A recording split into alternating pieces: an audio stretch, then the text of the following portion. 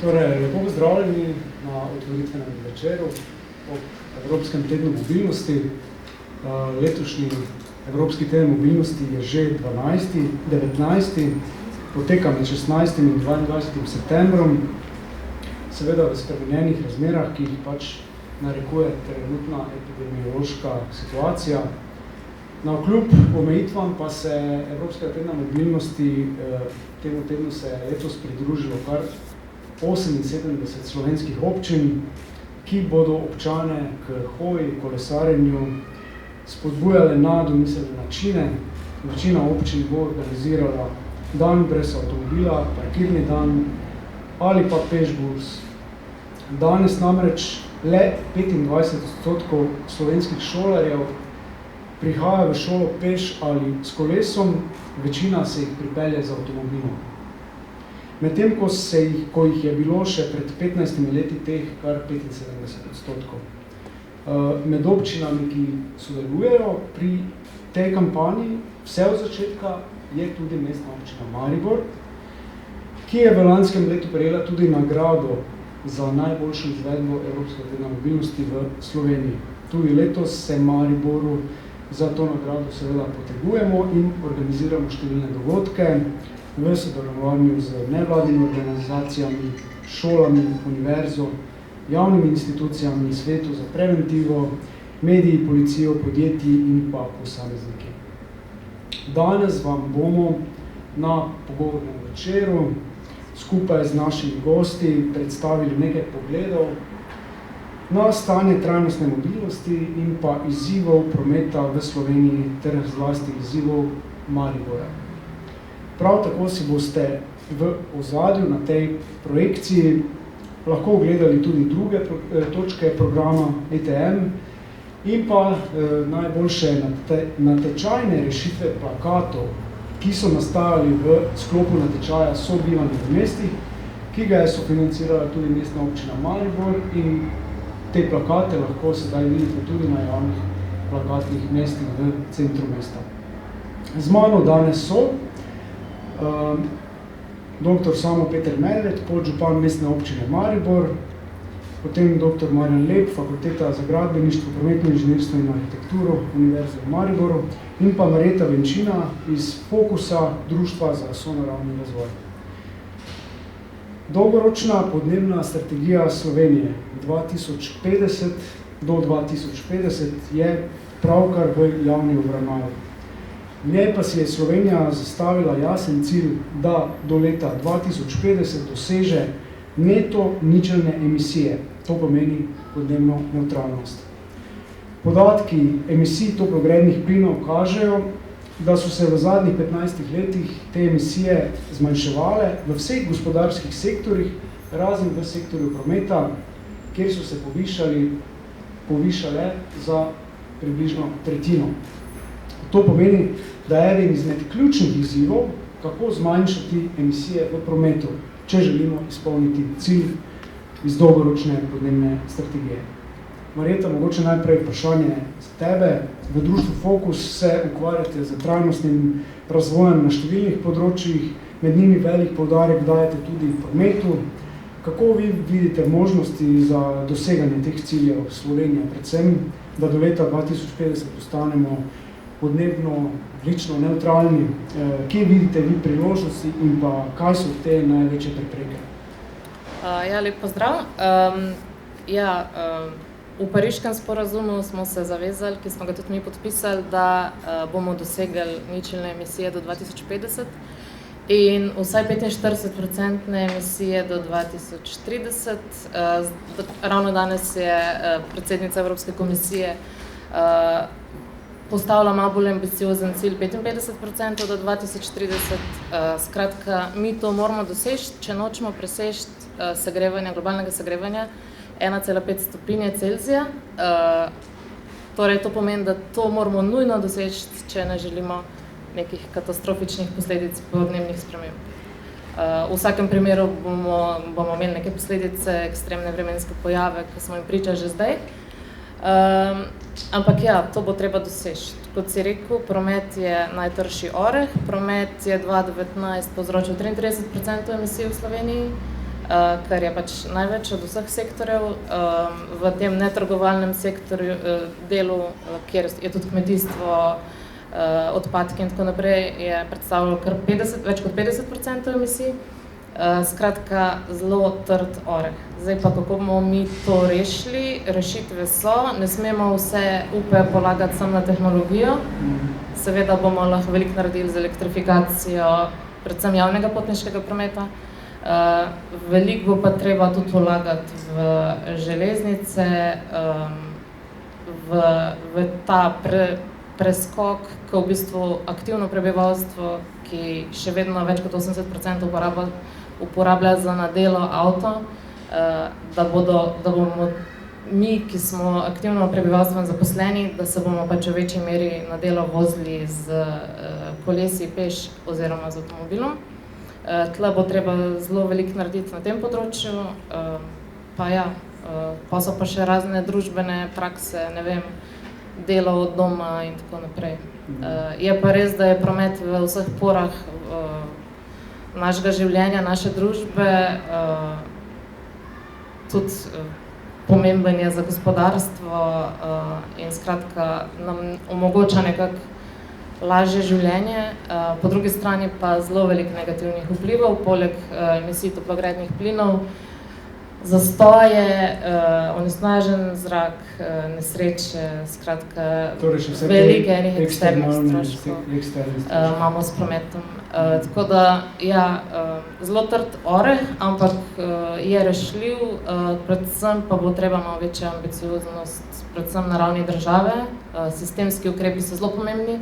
Mi že nekaj časa več ne govorimo ljudem, da naj hodijo z javnim potniškim prometom, ker ga pač ni. Zaradi tega je pač res nujno treba narediti velike korake na sistemski ravni in tlele mi, vsaj kakor opazujemo situacijo, zdaj letos smo sprejeli tudi nacionalni energetski podnebni načrt, ki je dokaj neambiciozen. Skratka, opazimo, da ni neke velike pripravljenosti v to, da bi res vso energijo, vsa sredstva vložili v javni potniški promet in pa pač tudi konec koncev v prvi fazi zmanjšanje prometa.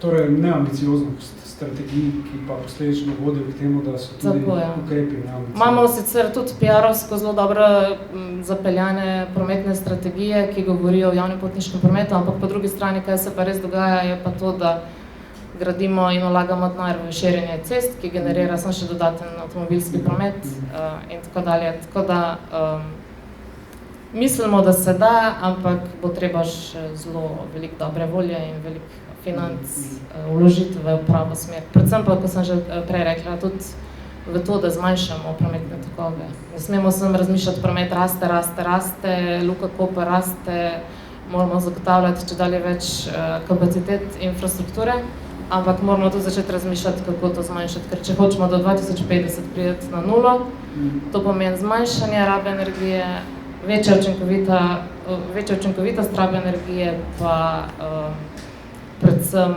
uporaba nekih naprednih tehnologij in pa seveda obnovljivih viri energije, kjer je še veliko potenciala. 30 let je torej še pred nami, če pa gledamo zdaj za nazaj, 15 let smo rekli, v primerjavi z letom 2005 so se torej povečevale emisije iz prometa. Kaj pa pomeni za trajnostno mobilnost situacija z epidemijo COVID? Marjan, vemo, da je kolesarjenje letos zabeležilo neverjeten razmah, po drugi strani pa so nekateri avtobusni prevozniki, ravno v soboto sem bral v Delu, ob 90% prihodkov. Katere lekcije bi si bilo vredno tukaj zapomniti? Lepo pozdravljeni. Zdaj, pojav COVID-a je nek pojav, ki ga pravzaprav nihče ni ne načrtoval, ne pričakoval. Celo zakonodaji imamo opisano slovenski, kaj je višja sila. Višja sila je potres, poplava, plazovi. Epidemija pravzaprav ni bila sploh diskutirana kot možna oblika nekega grobega posega v neka pravila gibanja po prostoru. In kaj se nam je zdaj zgodilo? Mi smo v okviru naših prizadevanj 20 let pravzaprav govorili o nečem nasprotnem, kot zdaj zahteva COVID. Se pravi, ne več, torej sharing, ne, dajmo prostor deliti skupaj, dajmo kolektivni prevoz spodbujati, če že ne ravno avtobus, pa dajmo se 4 skupaj peljati, se pravi iz želje po deljenju in prostora in vozil imamo zdaj pravzaprav zaukazano ali pa zapovedano ali pa kako bi rekel, torej sugerirajo nam, ne, NIJZ, ne se preveč družiti. Ne. To je čisto nova situacija, na katero nismo bili pripravljeni. Ne. Druga stvar je pa seveda, da je seveda tudi politični ukrepi, kot je bilo recimo zdaj uvedba zastonj vozovnic za upokojence. Se pravi, 400 ali 500 tisoč potencialnih uporabnikov si je nabavilo 120 tisoč zastonjskih vozovnic in v razmerah epidemije, kjer je zapovedana večja distanca med vozniki, med potniki, ne, je zdaj v soboto zjutraj pride recimo skupina 25 mladih upokojencev zastonjne vozovnice in bi želeli točno v 8, ko je tudi sicer predvsej povpraševanja na Bled pa na morje ali kamorkoli. Tako da ti izzivi so in na finančni strani in na praktično izvedbeni strani pravzaprav nekaj novega. Tako da recimo zdaj se dogaja seveda interventne zadeve tudi na področju javnega potniškega prometa, torej prevozniki zdaj dobivajo seveda, kako bi temu rekli, pavšalne plačila, čeprav ne vozijo, ne, dobijo dodatek COVID, dodatek za izpad prihodka zaradi upokojenskih zastonjnih vozovnic, tako da je precejšen kaos, ne ravno kaos, ampak par stvari se je skupaj dogodilo, da imamo zdaj pravzaprav resne težave pri uresničevanju nekaterih zavez izpred 20 let, da bomo krepili javni potniški promet, tako dalje, tako da pri hoji in kolesarjenju ni nobenega dvoma. To sta zaželeni, pametni obliki mobilnosti. Ne. In kot ta tretja propagirana, pa imamo z njo malo zdaj težave. No, čisto poenostavljeno. Predal se bomo še malo kasneje vrnili na to. Vseeno bi vprašal podžupana. Samo Maribor sodeluje v kampanji Evropskega tedna mobilnosti vsako leto, pri tem pa iz leta v leto število organizacij narašča, sodeluje pri tem. Ali lahko organizacija takšne kampanje kaj pripomore k zavezam iz te dolgoročne podnebne strategije? Kje vi vidite prispevek Maribora v tej zgodbi? Jaz mislim, da Maribor šel po eni uspešni poti, da so se zgodile v zadnjih 20 letih res korenite spremembe, predvsem to, da statusni simbol mladih ni več avto, je prej dobro kolo, dobro električno kolo, da so uporaba avtomobilov, se pravi, da so se preračunali, da avto je nekaj, kar se ne splača, se pravi, da poprečen Slovenec dela 2,5 meseca za avto, da je to za mlade preveč. In tudi z vsemi temi akcijami so mladi spremenili, nove generacije so spremenile odnos do avta kot statusnega simbola. Tako da vse te akcije, kar se tiče mobilnosti, mislim, da grejo samo v dobri smeri. Zdaj, če pogledamo, to leto smo imeli obnovo glavnega trga, vemo, da je bilo to blazno polemično za predmesto, ne za predmesto, ampak tudi za takimi akcijami, čeprav je tudi epidemija svoje naredila, pa dolgotrajna obnova, se je javno mnenje nagnilo v to stran, kakšno naj bo mesto. Tudi trendi, da si mladi želijo živeti v mestih, se pravi, da je veliko povpraševanje po novih stanovanjih, po priseljevanju v mesto, so dobri trendi, se pravi, prihaja do večje urbanizacije. Tisto, kar pa skrbi, pa ni bilo danes še nič govora, pa o tem je pa internet. Ne?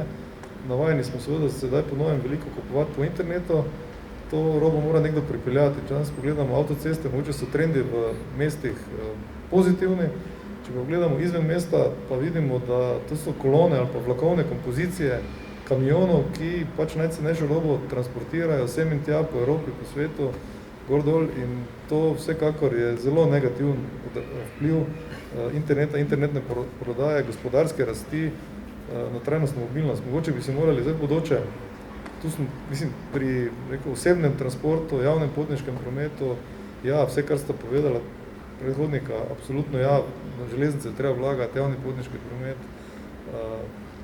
zdaj z epidemijo, tudi to je res, so težave, ampak jaz sem prepričan, da železnice so nekaj, kar je prihodnost, da si človek želi koristno porabiti čas, da ne želi ga preživeti v avtu 2 uri, pa buliti naprej, pa tiste 2 uri non-stop telefonirati. Glavnem hočemo biti učinkoviti in preživeti čas raje na vlaku, v tem času delati na računalnik, telefonirati se, spočiti, spati, prebrati kaj, je bolj učinkovit čas, kot voziti avto. Me pa skrbi ta, velika rast internetne prodaje in tega transportiranja raznih proizvodov iz celega sveta, sem in tja. Vemo, da se odločimo za nakup najcenejšega oziroma tistega, kar nam je všeč, cene proizvodov padajo, so lahko dosegljive in tukaj pa vidim, da smo šli popolnoma v neko napačno smer, kot bi si jo verjetno vsi skupaj želeli. Hvala. Mogoče samo vi slišite to ali slišite moj odmev, ker meni se zdi, da slišim cel čas svoj odmev. Mogoče samo malo, da izklopimo ta mikrofon, pa da vidimo. Dobro. Manjša tehnična rošada.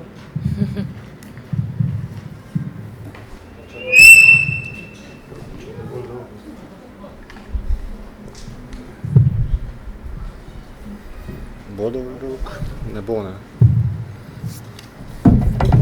Bolj pa mogoče tega izklopi, pa bom samo tega. Jaz sem počal, verjetno. To pa še ne. Pa ne vem. Aha.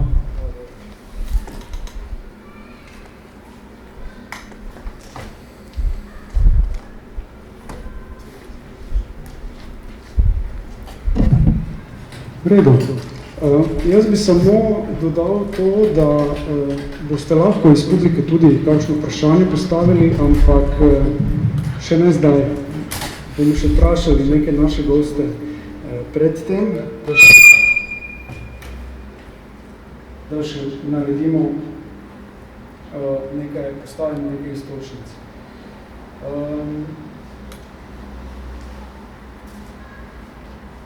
Marjeta, vprašanje spet.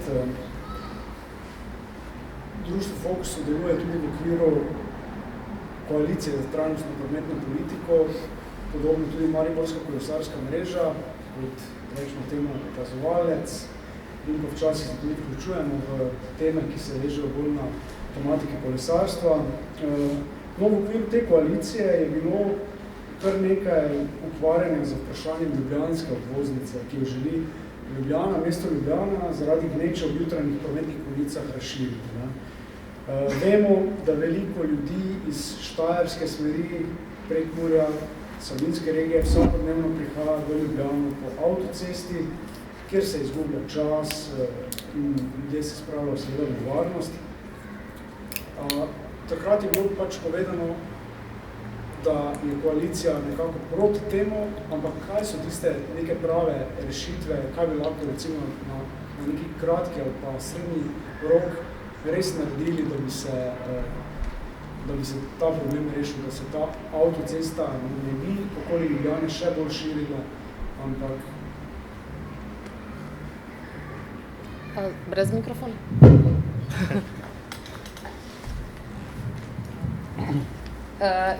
Mi delujemo tudi v okviru koalicije za trajnostno prometno politiko, kjer so različne nevladne organizacije, strokovnjaki, inštituti vključeni in pač debatiramo o različnih temah, predvsem pa se odzivamo na najbolj pereče probleme. Seveda smo bili proti širitvi ljubljanskega obroča zaradi več razlogov. Eden je ta, ker je pač dokazano, da nove kapacitete cest povzročajo dodaten promet, oziroma temu se reče induciran promet, kar pomeni, da nove ceste, razširjene ceste oziroma nove obvoznice pomenijo ne samo to, da za 2 leti morda rešimo problem zastojev, ampak pomeni tudi to, da ljudem potem v glavah si rečejo, tlele pa zdaj bomo prišli prej v mesto, ker je večja kapaciteta. In zaradi tega tudi opravijo po tej cesti dodatne poti, ki jih mogoče drugače ne bi na kakšen drugačen način. Oziroma dejansko je pač dejstvo je, da nove ceste povzročajo dodaten promet. Ne samo, da tistega razpršijo, ki je že obstoječ, ampak povzročajo dodaten. Zdaj, ceste so zelo drage in da bi reševali kratkotrajne probleme 2 leti, se nam to ne zdi smiselno, ker to že obstoječe avtocestni križ ga še nismo odplačali in ga bodo tudi najbrž še naši otroci odplačali. Tako da dodatne ceste, ja, ampak najprej moramo iti čez vse kriterije, ki peljejo v to, da bomo povečali našo kakovost življenja v smislu, da gremo čez vse tiste druge alternative, ki nas pripeljejo do dobrega rezultata, torej da ne bomo v zastojih in da ne bomo povzročali emisij toplogrednih plinov in vseh ostalih negativnih vplivov prometa. In sicer vedno se moramo vprašati, zakaj pride do teh zastojev. V Ljubljani je pač največji problem zjutraj so dnevni migranti. Vsak dan pride v Ljubljano 150,000 vozil. In kako lahko to rešimo? Seveda nekdo, ki pride, ne vem, iz nekje, kjer nima javnega potniškega prometa, mu omogočiš prihod z avtomobilom. Ampak, če pa govorimo o ljubljanski urbani regiji, ki ima v bistvu neke nastavke za javni potniški promet, ki ima v bistvu že železniško omrežje, ki bi ga bilo potrebno posodobiti, narediti dvotirnega, elektrificirati, tudi uskladiti vozne rede, da bodo v skladu z delovnimi časi. Torej, najprej narediti to, potem, če bi bili še vedno zastoji, se spraševati, zakaj do tega pride, mogoče iskati kakšne druge rešitve, od dela od doma in tako naprej. In ja, čisto zadnja faza oziroma čisto zadnji korak pa je širitev ceste tam, ker res ni nobene druge rešitve. In ko smo slišali, koliko v bistvu koliko bomo mogli zmanjšati emisije iz prometa, sploh ne moremo razumeti, kako se sploh lahko pogovarjamo o tem, da širimo kapacitete za avtomobile, ne delamo pa nič za javni potniški promet. In tudi v teh akcijskih načrtih državnih prav piše, da širjenje cest da, ampak predhodno zgraditi železniško infrastrukturo, posodobiti javni potniški promet, potem pa, če noben ta ukrep ne zdrži, potem pa je. Tako da... Ja, v bistvu ta tema je zelo zanimiva, pa tudi bomo nadaljevali še s tem, namreč ravno ta koalicija za trajnostno prometno politiko je v tezah za prometno politiko že leta 2006 za področje javnega potniškega prometa napisala. Do leta 2020 morajo biti vsa regijska pokrajinska središča z Ljubljano povezana s kakovostnim javnim potniškim prometom, prednostno z železnico, ki vozi v rednih enournih intervalih, potovalni čas pa mora biti vsaj približno enak kot z osebnim avtomobilom. Vsa naselja s 500 ali več prebivalci morajo biti povezana z regionalnimi središči z JPP, ki vozi v najmanj enournem intervalu in katerega potovalni čas je primerljiv z avtomobilskim. Marjan, se vam zdi, da je bil takratni cilj preveč ambiciozno zapisan ali smo vseeno na neki dobri poti, da to dosežemo? Torej, to moram jaz jutri grem na ministrstvo ravno, ker se pripravlja razpis za nove koncesije, pa tega citata bomo uporabili. Torej, tudi zdaj se pravzaprav približno isto piše v uredbi o javnem potniškem prometu, kaj bo država zanesljivo financirala. Torej, ni dvoma o tem, da se bo financirala kot gospodarska javna služba, ko smo včasih rekli, primestni promet. Tale daljinske hitre linije so pa tudi predmet diskusije, namreč je čisto preprost problem, kolegi na ministrstvu, ki pripravljajo ta razpis, ko se malo zračuna, koliko je to kilometrov, če bi ta standard upeljali, je to seveda približno dvakrat več kot zdaj, se pravi, 150 milijonov kilometrov avtobusnih na leto, bi bilo tam blizu 100. In seveda, tako kot slovenski sistem javnih financ deluje, Ministrstvo za finance verjetno ne bo dalo ali ne bi dalo soglasja k spremembi uredbe, ki bi to željo, to je želja, poskušalo udejaniti oziroma celo uzakoniti, tako da bo od tega načrta prišlo do rahlega odstopanja, se pa še vedno trudimo, ne, da bi del tega standarda, se pravi hitri avtobusi, daljinski, ki seveda tudi tičijo v Nemčiji, da se razumemo, to je glavni problem, da bi približno tak standard vendarle tudi razpisali in ga potem tudi financirali. Namreč lani, predlani je bil ten poskus tej smeri narejen v Sloveniji. Imamo hitre avtobusne linije in zdaj na veliko srečo pa zadovoljstvo škodoželjnežev, ne, so ti avtobusi prazni, ne, ki vozijo se iz Maribora v Ljubljano, z Slovenjgradske, z Ravno v Ljubljano, z Dolenjske so onda čisto prazni, ne. To je zanimivo, zakaj ne. Tako da tu imamo pravega odgovora, ampak torej, če zaključim, ne, želja je še vedno približno tak standard vzpostaviti, ga sfinancirati in na ta način nekako odgovoriti, malo blažiti pritiske na širitve avtocestnega križa. Ki je v bistvu že zgrajen. V luči teh dveh vprašanj nadaljujemo samo, kaj pa hitra železnica. Lani, v lanskem letu, smo skupaj sprožili to pobudo, da bi se med Mariborom in Ljubljano, pa ne samo Mariborom in Ljubljano, tudi načeloma je bila to kar pestra javna razprava, v katero so se vključevali tudi različni drugi posamezniki iz drugih mestnih občin in tudi so podpisali neko namero, da bi to bila pametna zadeva, ker bi se na ta način tudi Slovenija medsebojno bolj povezala v prometnem smislu, to pomeni različne večje mestne občine, regije bi bile medsebojno povezane, primarno pa seveda za Ljubljano, kar bi verjetno tudi rešilo ravno ta problem širjenja ljubljanske obvoznice. Torej, kaj bi takšna železnica pomenila za mesto Maribor oziroma sploh to regijo?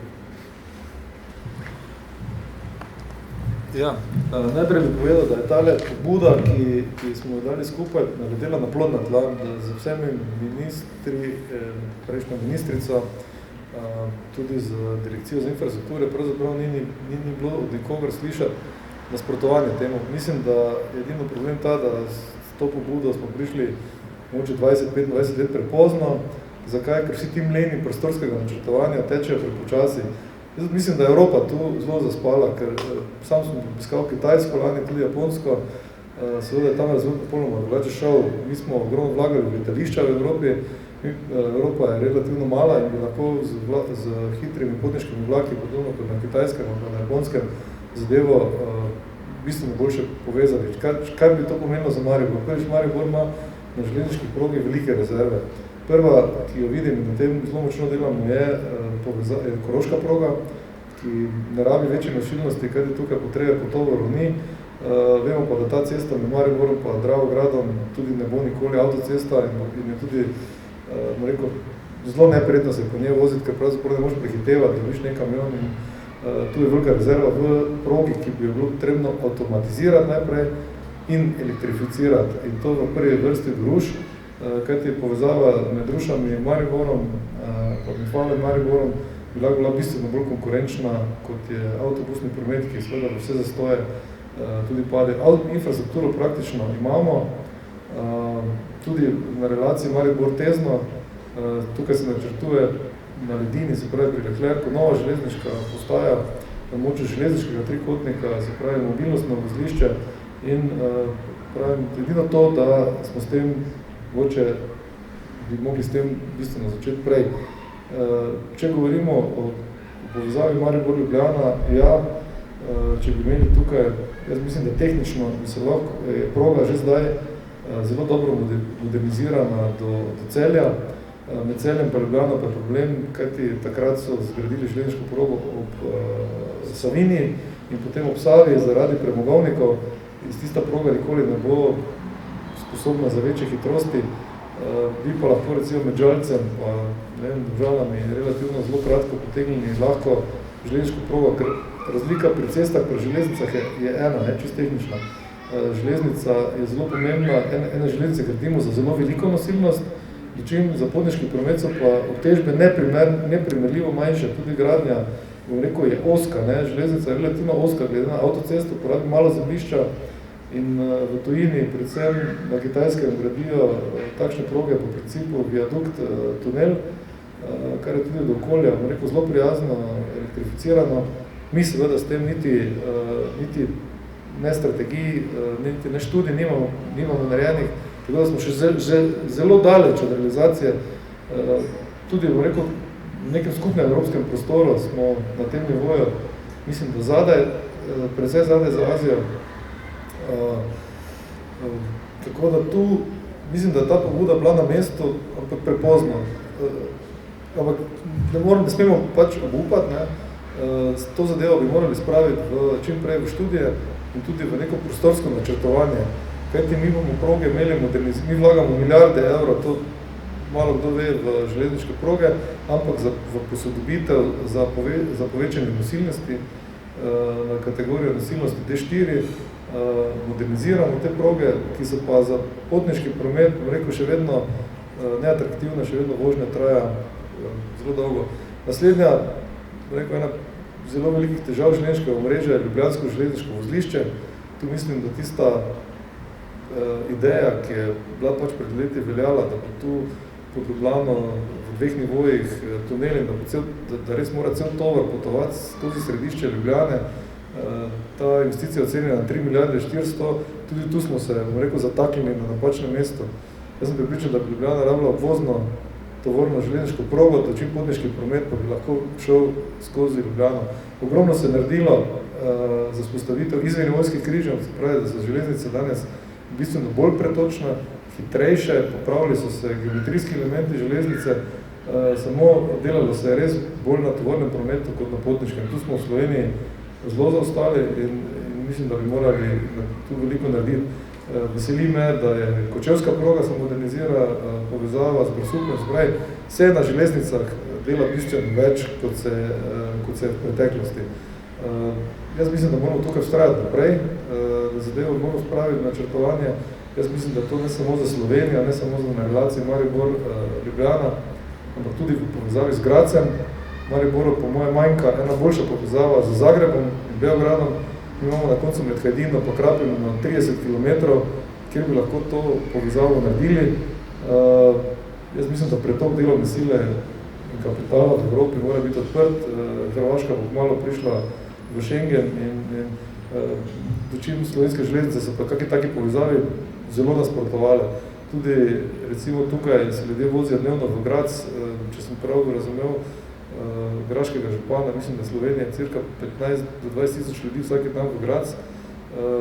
Tukaj obnavljamo železniško progo, pa smo se stavili tik pred Šentiljem, kjer spet ne bo dvotirnosti, ampak bo, povedali smo se enemu predoru, ne vem, naredimo neke invalidne modernizacije, ne znamo biti dovolj smeli, pa meddržavno dovolj dobro povezani.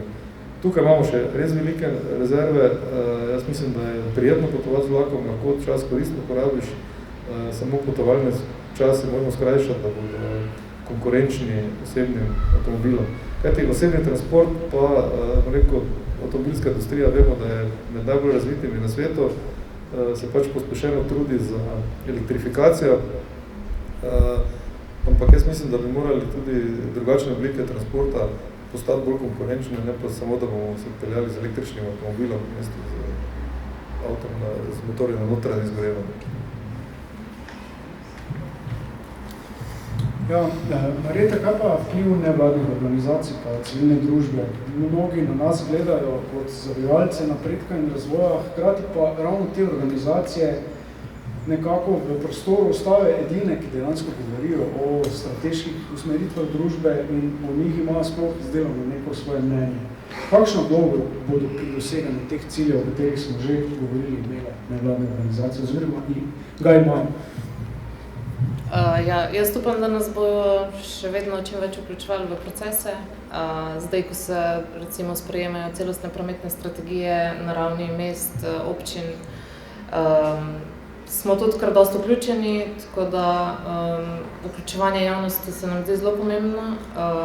Tudi ne samo nevladnih organizacij, tudi drugih oblik civilnih organizacij, posameznikov, pač vedno je treba, mi tudi veliko delamo na teh skupnostnih projektih, kjer v bistvu pride ideja od spode in potem, ko imaš ti v zadnji v podporo skupnost in ljudi, je veliko lažje delati neke projekte, ki so trajnostni, ker pač imajo tudi podporo. Jaz ne vem, zakaj bi bili mi zaviralci razvoja, v bistvu imamo ponavadi dobre ideje, prek projektov tudi predstavimo kakšne dobre prakse iz tujine, tudi peljemo kdaj kakšne uslužbence v tujino na ogled, ne vem, pač ja, včasih se nam zdi, da je res tak narativ, da nas hočejo dati v kot in reči, vi ste proti vsem, ampak vse v bistvu nismo.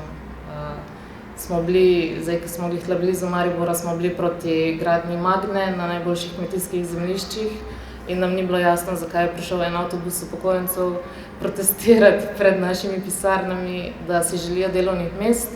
Zdaj teh 3000 delovnih mest ni nikjer, mislim, da so jih celo preusmerili nazaj v Graz. Imamo sicer lakirnico, ampak ne vem, če si mladi želijo delati na takih delovnih mestih. Jaz mislim, da tudi s spodbujanjem trajnostne mobilnosti se odpira ena nova veja gospodarstva, ki je veliko bolj zelena in bolj kakovostna in tudi ima višjo dodano vrednost. Ne vem, ko smo že govorili o covidu, med covidom je bil valjda največji zmagovalec kolo. Javni prevoz je bil največji poraženec, ampak kolo je bil največji zmagovalec. Saj tudi vidiš, da ste imeli zelo veliko servisov, tudi tukaj prodaja koles v Evropi se je povečala za 300%. Saj ni samo avtomobilska industrija, so tudi druge industrije, ker se v bistvu da narediti neke pogoje in delovna mesta in dodane vrednosti in omogočiti nek bolj zelen razvoj. Zdaj pa mogoče še malo bolj lokalna tema. Marjan, na vaši fakulteti ste naredili študijo, ki je bila tudi omenjena v medijih, in sicer o prometnih tokovih po obnovi Koroške ceste in pa glavnega trga. To je zdaj tudi aktualna tema v Mariboru. Kaj so ti glavni zaključki te študije? Torej, redko imamo priložnost, da nekaj se bolj stvari ukvarjamo, da imamo v bistvu v prometu eksperiment, na ostalih inženirskih idah, več laboratorij delaš eksperiment pri razumevanju prometnih tokov, predvsem pa v odzivu prebivalcev na neko spremembo v prometnem sistemu. Pravzaprav eksperiment ni možen, imamo neke prometne modele, računske, računalniške, za katere se vse izkaže, da v praksi nikoli ne zadenejo tega, kar se v resnici zgodilo. Tu smo zdaj imeli en pojav, kjer smo lahko pravzaprav opazovali, celo mi kot sopripravljavci z strahom, ker svojim enačbam nismo čisto zaupali, tudi ne, ker nikoli nismo v praksi preizkusili, kaj se zgodi, če pride do take precej drastične redukcije kapacitet cestnega omrežja. Nekje do 15 do 18 tisoč vozil se je vozilo po tej Koroški cesti na delovni dan in teorija govori, tudi tole, o čemer kolegica govorila, da imajo tisti, ki se zdaj z avtom vozijo po Koroški ali so se vozili, seveda na voljo cel kup odzivov. Iti peš, nek po ničnem času, skratka celo vrsto odzivov, ne pa samo tisti, ki smo se ga vsi bali, je, da se bo vsi ti avtomobili zdaj preselili na sosednje ulice, kjer bo teoretično in praktično nastopil kaos. Zgodilo se je približno tako, kot smo upali, torej delno, da so se spremenile malo potovalne navade, delno smo na podlagi izkušenj iz 2015, ko smo ravno v tednu mobilnosti, takrat s precejšnjim odporom javnosti eksperimentalno za 3 tedne tam prekinili promet. Teda smo se malo naučili, kam se v resnici preusmerijo Mariborčani avtomobilisti, ki tudi ne želimo kaznovati, samo malo otežiti udobje. In na 3 ali 4 križiščih mariborskih smo naredili relativno drobne posege. Tam, ki so se res kazali in računsko in praktično pred 3 leti zastoji. In zdaj mi smo bili pa zapravo samo en teden, ko je bil poln pogon, bi rekel, ni še bilo covida, je bila univerza v polnem pogonu, šola v polnem pogonu, pa zima je bila, tam prvi odmarčarski tedni. In takrat smo zaznali, da je prišlo do tega pojava. Ne?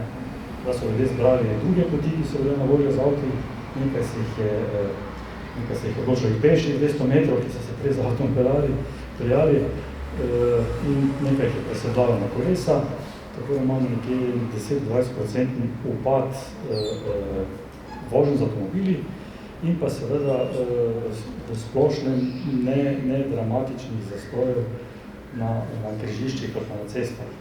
Prav tako smo uspeli, kar mesta včasih ne uspejo, da tovrstne težave z pretočnostjo rešujejo tako, da ukinjajo prehode za pešce, kar je zelo nesimpatično. Tudi ti so bolj na vsi ostali, avtobusne linije so ostale in koliko je moj občutek bil, pa tudi števci so to pokazali, ni prišlo do nekih dramatičnih poslabšanj, tako za avtomobiliste, kot za stanovalce v tistih sporednih ulicah, ki so pa seveda dobile nekaj dodatnega prometa. Hvala. Ja, torej, eno je to, da so se pri tem ukrepu spremenile potovalne navade, drugo pa je, da se je vseeno promet preusmeril nekako na druge ulice. Kaj je z recimo temi drugimi ulicami? Ima občina še neke vzporedne ukrepe za naprej, kaj bi bilo potrebno narediti? Pa ne samo dolgoročno, rečemo temu, da se mogoče vsaj na kratek rok v letu do 3, kaj so tisti najbolj ključni ukrepi še?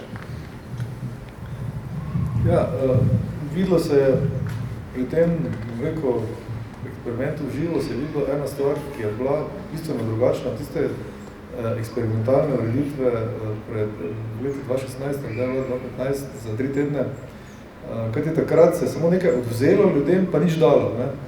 In je bila odziv javnosti zelo, zelo negativna. Ne? Zdaj se je pa dala neka nova kakovost, mesto nek nov življenjski prostor, neko urejen parter in ljudje so si ugotovili se, da so ljudje pripravljeni se nekem obdobju odreči, če dobijo neko novo kvaliteto. To mislim, da je bila zdaj bistvena razlika, ki je dokazala, zakaj so pripravljeni ljudje nekaj potrpeti, ne vem, če kako minuto ali pa par minut dalj potovati in sprejeti novo kvalitetno mesto. In to se je zgodilo. Sigurno pa so se pojavili tudi določeni problemi, predvsem neke prerasporeditve prometa so se zgodile, moram reči na samih mostovih dokaj dobro. Jaz mislim, da je pač največji problem ta trenutek lent. Videli smo, na srečo smo imeli tudi letos to, da se je festival Lent preselil v mesto, ne? Kajti, če bi imeli zdaj festival Lent, pa bi še Lent zaprli, mislim, da bi se soočili z večjim problemom. Jaz se bojim pač tega problema, ko bomo drugo leto začeli obnavljati Lent. Že zdaj ima občina pritiske, predvsem na prometno varnost, na katero se poudarja na sami Mladinski in Majstrovi ulici, in tudi Krekovi ulici. Zakaj? Te ceste so le enosmerne. To so pravi dvopasovne enosmerne ceste, ki imajo eno veliko težavo, da pri samih križiščih, pri prečkanju ceste, se pravi, ko na eni strani vozilo zavre zaradi pešca, na nasprotnem pasu voznik tega ne vidi. Ne? In tu je eno večje tveganje. Se pravi, zdaj tukaj na levem bregu nekih večjih rezerv nimamo. Se pravi, da se daje z tole projektno rešitvijo za obnovo Lenta, nekako se vse dela na način, da bo 6-metrsko vozišče tam omogočeno. Se pravi, dokler ne bo neke alternative, bo pač Lent kakorkoli mogoče občasno zaprt, ampak prevozen, kar prej pa nikoli ni bilo mišljeno. Se pravi, vedno smo si želeli prostor ob reki brez prometa. Se pravi, čaka nas neka zahtevna naloga. Ta trenutek je v izdelavi študija izvedljivosti mestnega predora, ki bi naj Gosposvetsko cesto povezal z Partizansko. Zdaj, seveda, marsikdo je rekel, spet se gradijo nove ceste, ampak že analiza prometna, ki smo jo dobili, je pokazala, da bi, mi si seveda ne želimo tukaj tranzita, noben se ne želi, da bi skozi mesto vlekli tranzit, tovornjake, to absolutno bo prepovedano, ampak bodo se pa bistveno sprostil promet na teh ulicah, ki so danes zelo obremenjene in tudi potovalni časi avtobusov oziroma javnega potniškega prometa potem bolj ugodni, se pravi, poveča se prometna varnost. Zdaj, ta investicija seveda ni poceni, zdaj sem dobil počas drugo poročilo, izvedljivost je, zdaj kako bi to financirali, ne, ali bomo šli po smeri zagotavljanja neke alternativne rešitve, ali pa bi šli v zelo radikalno rešitev, to je se pravi zapreti še to. Ne. Zdaj, zgodilo se je tudi v tem času nekaj, ne, v teh letih, da so se večji gospodarski subjekti so začeli seliti iz levega brega Drave. Se pravi, postaja levi breg od Drave pa do parka zelo prijetno bivalno območje, zelo želeno območje za bivanje, življenje, za nočno življenje. Dočim, recimo, Zavarovalnica Sava je rekla, da se je poselila na drugo stran, se pravi, da pravzaprav Melje se nam prazni, ne? Čeprav Melje je relativno zelo dobro povezano na cestno mrežje. Se pravi, se nam dogaja tudi neki urbani premiki, mogoče bo pa to postalo neko urbano območje nakupovanja in neko bivanja, pa mogoče malo manj zanimivo za poslovne subjekte. Tudi zanimivo je to, kar mi je rekla direktorica Europarka, da oni opažajo, da so se ljudje trgovski centri nekoliko naveličali, ne, in da si želijo spet sploh v času epidemije manjših trgovin, ne, recimo mogoče pa je to priložnost za mesto. Jaz mislim, da pa ni zdaj tukaj ali da ali ne historično mesto. Mislim, vsa mesta v svetu, v Evropi jih zapirajo, postajajo atraktivno območje, tega tu zdaj ni debate, ali v to iti ali ne. Jaz mislim, da historično mestno jedro treba zapreti za promet, urediti Slomškov trg, zapreti od Stari most, dopustiti samo za javni potniški promet, za kolesa, za reševalno vozilo, mogoče taksije, ostalo pa zagotavljati na druge načine. Se pravi, to so izzivi, ki so ta trenutek pred nami. Pokazalo se je, da sigurno ni Ruška cesta alternativa, da tudi Valvazorjeva cesta ni dobila ne vem kaj prometa, bo pa treba nekaj narediti sigurno s trgom revolucije, to je neko kaotično spremembo prometnega režima, tako da ja, kar nekaj teh izzivov je pred nami. Ne? V redu, hvala, zdaj bi pa jaz dal besedo še publiki, če koga kaj zanima, kako vprašanje, kakšna ideja, da dvigne roko, pa bomo dali besedo. Drugače pa jaz najprej izkoristil pa še eno vprašanje gospodu podžupanu, in sicer me zanima, kako bi Maribor se odzval, če bi se, oziroma tako bom zastavil vprašanje, ali je Maribor kot mesto pripravljen, koliko si v bistvu sploh kolesarjev želi, če bi se recimo število kolesarjev podvojilo ali pa potrojilo, kaj bi bili tisti, ne vem, ukrepi, kaj bi jih sploh naredili, če bi se to do tega prišlo? Ja, kaj se je zdaj pokazalo v tem času, ko je res bilo povečano popraševanje po kolesih, vedno več ljudi uporablja kolo, ker je tudi mesto lažje, se pravi, več stojal za kolesa, potem kolesarji si želijo boljšo infrastrukturo, edino tisto, kar pa opažam je, moramo nekako rešiti, kultivizirati konflikte med pešci in kolesarji. Kolesarji definitivno želijo voziti vedno hitreje, se pravi, postajajo nekak včasih nevarna točka v prometu, ne vem, že varna, ampak nevarna, ne želijo več čakati na semaforjih, želijo imeti prednost, absolutno, se pravi, potovalne hitrosti kolesarjev se nam povečujejo, predvsem pri starejših ljudeh, to izražajo nek odpor do tega, tudi dobivamo veliko pripomb, potem kolesarji se nam pojavljajo v parku, ljudje bi želeli v parku kolesariti, imeli bi tudi določene pump tracke, traile tudi v mestnem parku, se pravi, postaja kolesarstvo na nek način neka druga problematika, kot smo bili vajeni do zdaj. Ljudje so začeli, se pravi, preživljati svoj prosti čas na kolesu. Jaz mislim, da je boom so električna kolesa, da je to izredna priložnost za turizem, da postaja električno kolo neke vrste novo smučanje, manj snega, več električnega kolesa. Pred dobrim tednom dni sem bil na Pohorju, bil sem res pozitivno presenečen, koliko kolesarjev na Pohorju z električnimi kolesi, koliko pohodnikov, tako da vse moramo zavedati, da postaja kolesarjenje nek primarni način transporta v mesto. Jaz mislim, da je Maribor tukaj dokazal, da je kolesarsko mesto tudi primerno za kolesarje. moramo še seveda delati na infrastrukturi, ogromno detajlov, ki jih je treba rešiti, prehodov, križišč, neko poti, ne smemo pozabiti tudi invalide, danes sem se sprehodil z invalidi po mestu, ko greš z njimi skozi mesto, ko vidiš, koliko drobnih detajlov je v mestu za rešiti in zelo podobno tudi za kolesarje. Se pravi, te arhitektonske ovire so tiste, ki so za kolesarja zelo moteče. Moramo pa seveda tudi paziti na samo prometno varnost, tudi kolesarji niso, znajo biti zelo nekulturni vozniki, znajo biti tudi objesni, pojavlja se telefoniranje na kolesu, konflikti za pešci, tako da to so ti novi izzivi, katerim moramo pač prisluhniti. Definitivno načrtujemo postavitev zelo veliko kolesarskih stojal, tega primanjkuje in pa še en problem, ki se nam je zdaj pojavil, so dejansko skuterji.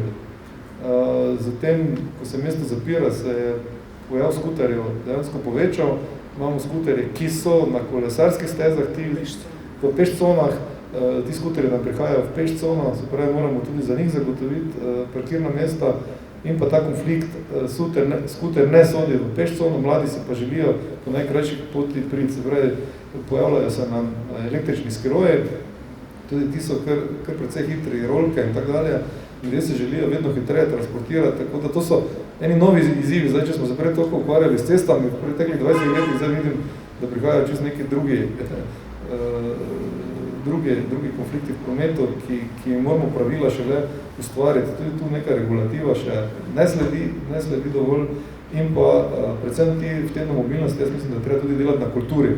Ne bomo, zdaj, če bi rekel, da je kultura cestnih, voznikov, osebnih vozil se v mestih zelo izboljšala, se pravi, govorimo o nižjih hitrostih, ljudje so pripravljeni voziti 30, 50, se pravi, se je tukaj kultura vožnje nekoliko, precej izboljšala, pri kolesarjih pa je mogoče trend ravno obratno, pričakujejo višje hitrosti. Jaz sem tu še hotel reči, ja, kultura je, ampak imamo objestne kolesarje, imamo objestne voznike, imamo objestne pešce in jaz ne bi tla poudarjala, da so kolesarji objestni in pač vsi si želimo hitro priti v službo, v šolo, v otroke, v vrtec, kamorkoli. Ampak problem je v tem, da ni prave infrastrukture. Če damo mi kolesarja skupaj s pešcem, nekje, ko kolesar že razvija visoko hitrost, ne moramo pa pričakovati, da ne bo prišel do konflikta. Je pa res, ko smo že prej rekli, da je kolo in hoja, da sta največja zmagovalca COVID-a, da je veliko mest, zdaj ne vem za Maribor, če ste imeli kakšne ukrepe, malo sem pogrešala jih v Ljubljani, ampak veliko evropskih mest, Milano, Pariz, Berlin, so namenili v bistvu pasove, namenjene avtomobilom, so jih prebarvali v kolesarske steze, v cone za pešce. Povečali so prostor za kolesarje, ker se je pač število kolesarjev res povečalo. Zdaj ne vem, kak je delež kolesarjev v Mariboru, v Ljubljani vem, da je tam okrog 16%. Mariboru je tako okrog 10. Seveda si najbrž vsi želimo, da se to število poveča, ker kolesarji tudi nosijo neko, zmanjšajo onesnaženost in s tem tudi povečujejo kakovost bivanja vseh. In ne bi rada, da kolesarje damo kot v en predalček, da so prehitri, preobjestni. Ja, se strinjam, da je treba delati na tem, da jih ozaveščamo, povečati kulturo. Recimo v Ljubljani je zelo velik problem zdaj so te dostave na kolesih. Ja, točno. Ker so v bistvu vsi kolesarji, ki smo mestni kolesarji in se vsak dan vozimo po ulicah, se zavedamo tega, da ima pešec prednost. Ampak oni pa imajo časovno omejitev dostave hrane in pač grejo zelo hitro po pešconah. In to je seveda zelo grozen občutek, sploh za starejše. In ja, infrastruktura je v bistvu tista prva stvar. In ko bomo imeli urejeno infrastrukturo in široke kolesarske steze in kolesarske avtoceste, potem se pa lahko govorimo o objestnežih, ki jih je treba fajn kaznovati. Ja, imamo tu eno vprašanje. Jaz bom zdaj samo probal preklopiti na drugi mikrofon, pa tega izklopiti. Tehnična pomoč, prosim. Tega je kar dosti, da bo samo ta, mislim, da je zaradi tega.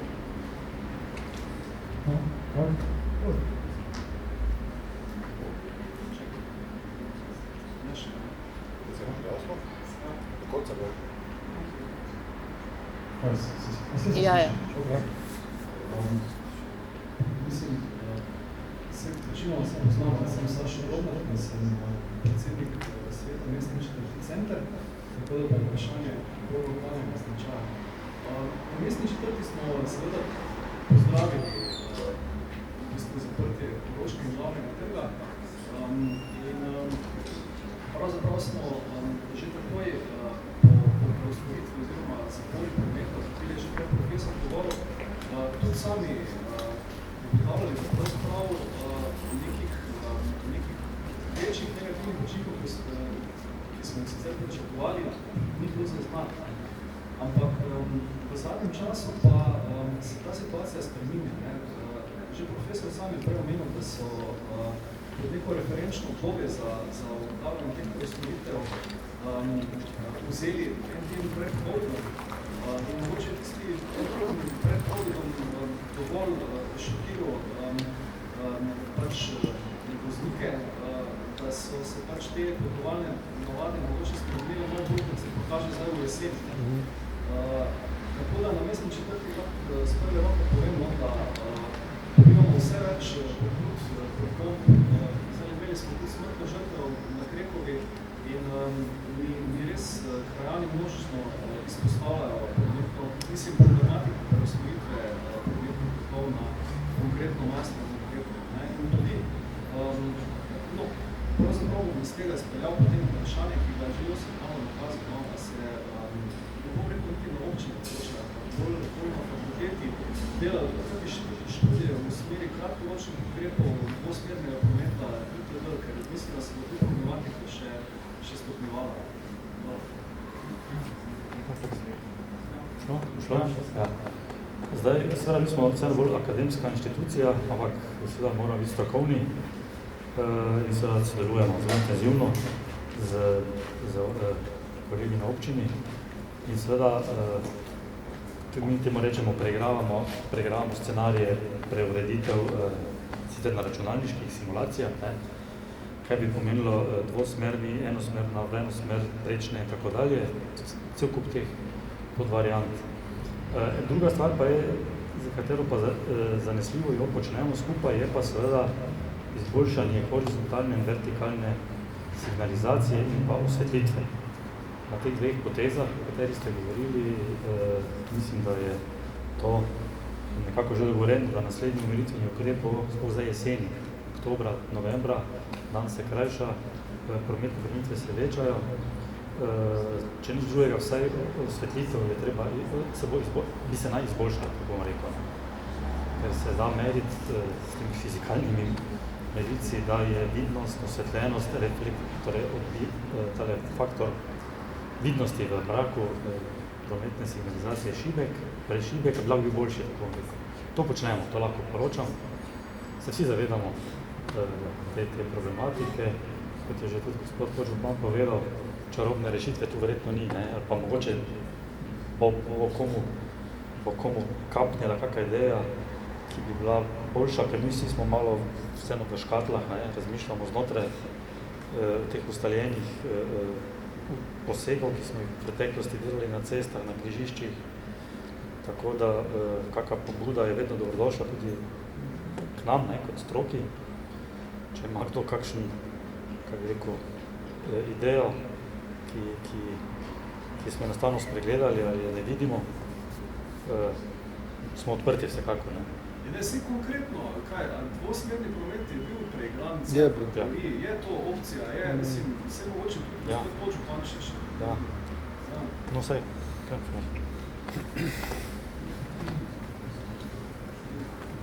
Ja, seveda tudi dvosmernost je bila preigrana, vendar bistveno znižuje kapacitete, povečuje se prometna varnost, ampak odzeli smo kapacitete, zdaj pomeni to čisto čez neki drugi nivo, tako da vse te scenarije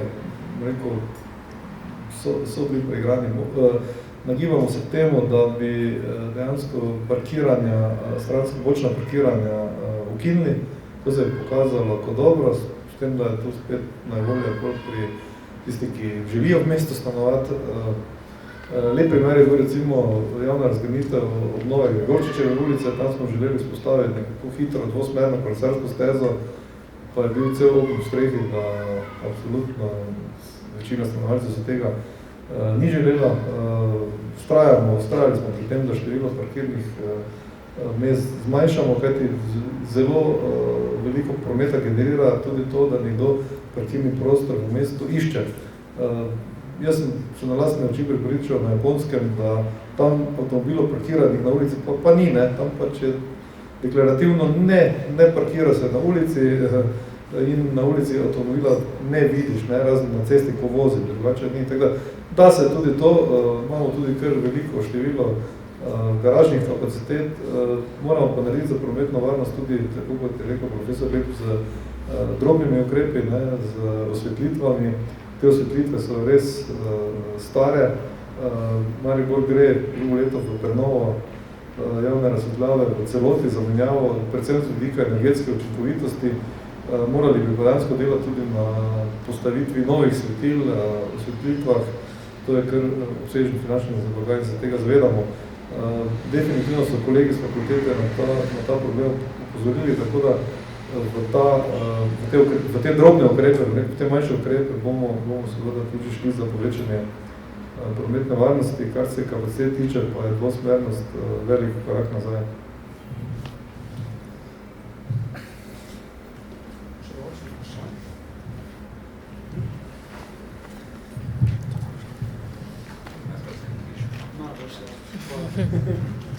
Zdravo vsem, jaz sem Možko Zgrabar.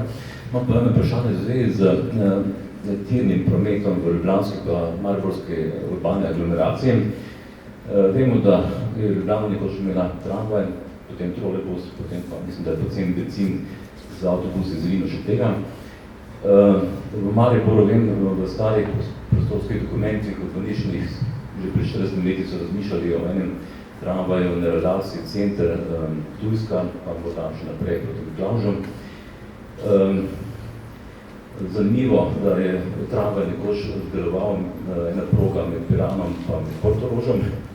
Celo v tujini poznamo primere kombinacije teh tirnih vozil za mestni promet z železnico na obrobju teh velikih mest. Pa mi zanima, za vse tri goste sprašujem, skratka, kakšno vaše mnenje o morebitnem nekih omrežjih, tirnih potniških sistemov v Mariboru in v okolici, torej Maribor so za smer Ruše, kar lahko pokrije železnica z nekim drugo organizacijo prevoza, tudi verjetno smeri Hoč. Tu se odpira vendar to vprašanje še proti Miklavžu, po Ptujskem. V Ljubljani mislim, da dobro deluje ta železniška povezava z gorskim potniškim prometom od Domžal in pa Kamnika. Ampak jaz mislim, da so tu še ene odprte možnosti, ki pa se bolj nanašajo na razmislek v več desetletij naprej, da tudi navezane na neke druge energetske pogonske sisteme, ampak jaz mislim, da bi te scenarije morali imeti nekako razgledane, pripravljene tudi prostorsko, prinersko, načrtovalsko, kar se tiče koridorjev prometnih in da tu mislim, da vsi poznamo tramvaj v Zagrebu, v Gradcu, ne vem kako je s Trskom tam, da mislim, ali je tam ali ni. Skratka, jaz mislim, da bi tudi Maribor Ljubljana moral imeti neke načrte ali pa neke vizije tudi v zvezi s tem, pa vas prosim za vaše mnenje v zvezi s tem.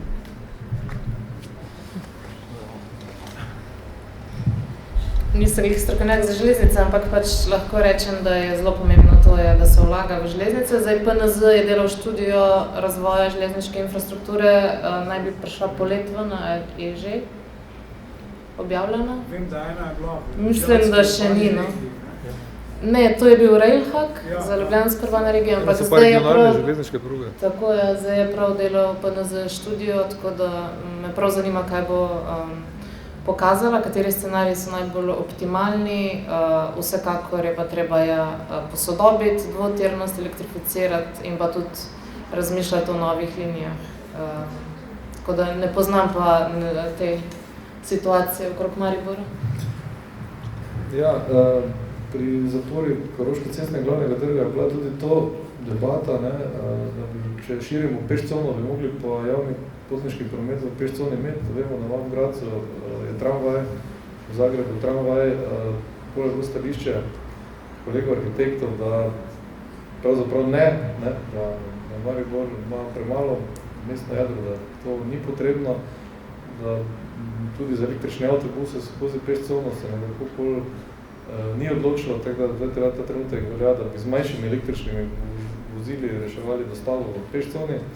V preteklosti so bile nekatere variante tirnega prometa na relaciji, ko se je načrtoval Koroški most v povezavi do Pohorske spenjače, ampak ta trenutek noben ne dela pravzaprav nič na tem, niti nobenih strateških dokumentih, tega ni. Ko je bilo uvodno rečeno, da je bila včasih železniška proga med Portorožom in Piranom, ja, bila je. Sam sem pred leti delal na se pravi prometni strategiji Pirana, ki se je končala pol tudi na referendumu.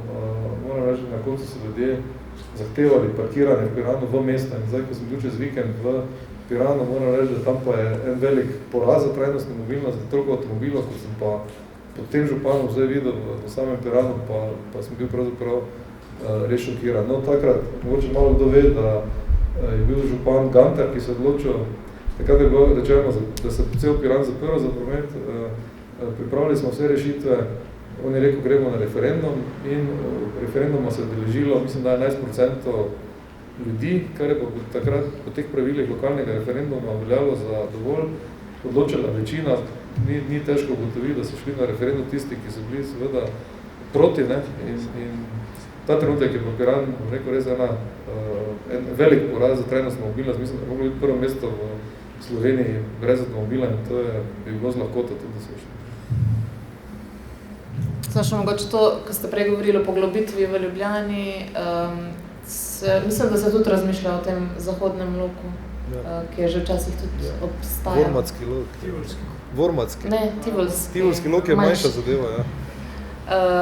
Ja, pa še to sem hotela reči, kar se tiče ljubljanskega potniškega prometa, ki je najbrž veliko večji od vašega, je tudi zelo zastarel, deluje še po nekih vzorcih izpred več desetletij, ko je šlo vse v center, ni pa teh krožnih povezav, tako da so tudi recimo Vič in Šiška sta zelo blizu skupaj, ne vem, kako poznate, ampak nimaš javnega prevoza, tako da moj otrok recimo hodi v glasbeno šolo v Šiško in mora z avtobusom 1 uro čez center v Konici.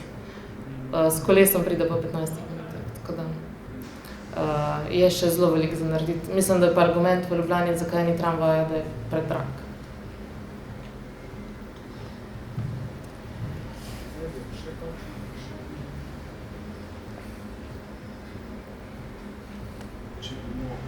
Če bomo zdaj res delali tunel, ne, v mestnim jedrom, kaj so alternativni viri, neproračunski viri financiranja možni? No, tega predora mesto Maribor samo ne more financirati. Investicija bi bila, bom rekel, nekje okoli 25 milijonov evrov do 30 milijonov evrov. Definitivno bi bila ena velika žrtva, da bi pol morala to biti regionalna cesta. Na srečo se tudi regionalna cesta lahko njen transport omeji, se pravi ne za tovornjake, ne, se pravi tu bi še vedno lahko vstajali. Dejansko bo to moralo preskočiti na pomoč država. Žal, evropskih sredstev za gradnjo cest pa ni možno več dobiti. Težko.